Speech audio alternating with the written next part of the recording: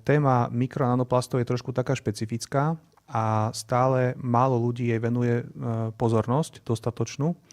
Je to možno že aj kvôli tomu, keď teda sa pozriem na seba, tak mikronanoplasty nie sú moc vidieť.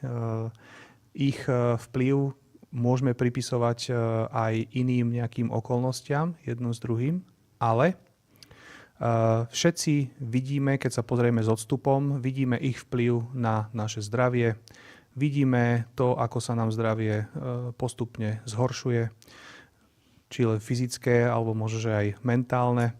Niekedy vidíme, ako sa stupňujú prírodné pohromy jedno s druhým. Čiže